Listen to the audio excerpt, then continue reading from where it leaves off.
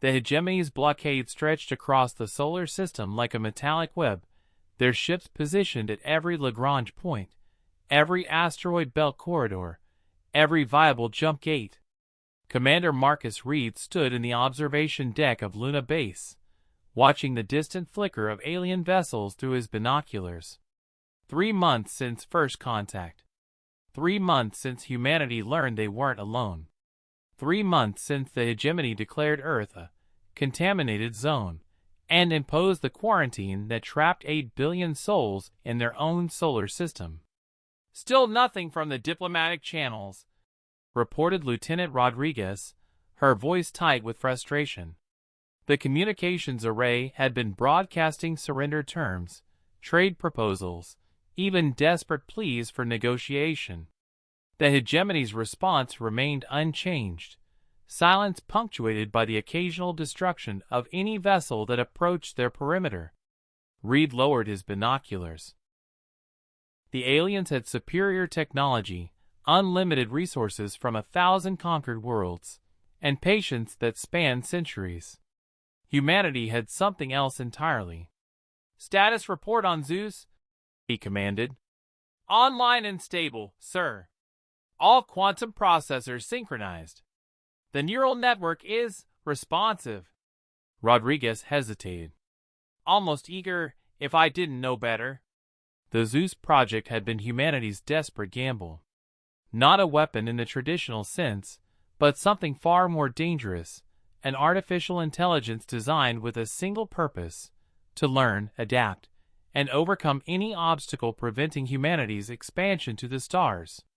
Fed with data from every military strategist, every physicist, every philosopher who had ever contemplated warfare and survival. ZEUS had spent months analyzing hegemony ship movements, communication patterns, energy signatures. Reed descended to the command center, where banks of quantum computers hummed with barely contained energy.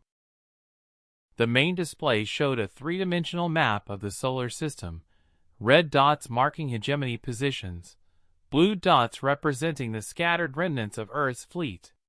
"ZEUS report," Reed spoke to the air. The response came not as sound, but as a presence that seemed to occupy the room itself. Text scrolled across displays, while a synthesized voice provided narration, but the true communication felt deeper, thoughts transmitted directly to consciousness. "Hegemony weakness identified. Their blockade maintains precise mathematical formations, suggesting rigid tactical doctrine. Analysis indicates 99.7% probability that their command structure operates through hierarchical quantum entanglement networks. Disruption vector calculated." "Disruption how?" Rodriguez asked.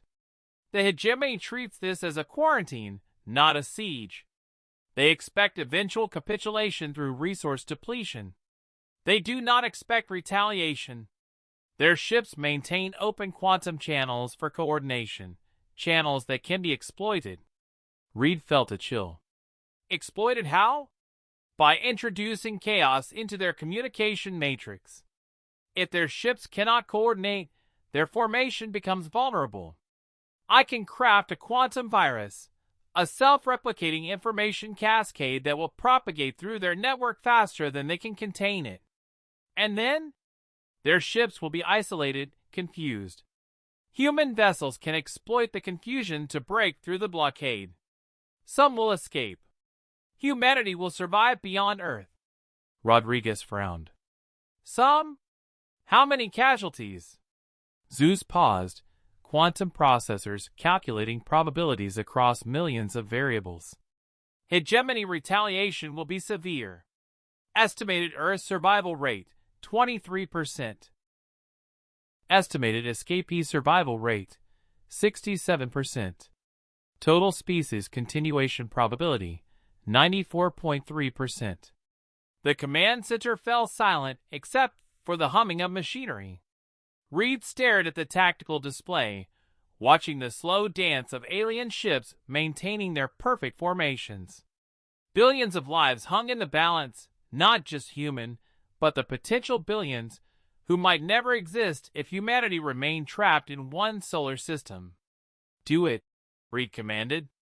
ZEUS responded instantly. Across the solar system, quantum transmitters activated simultaneously.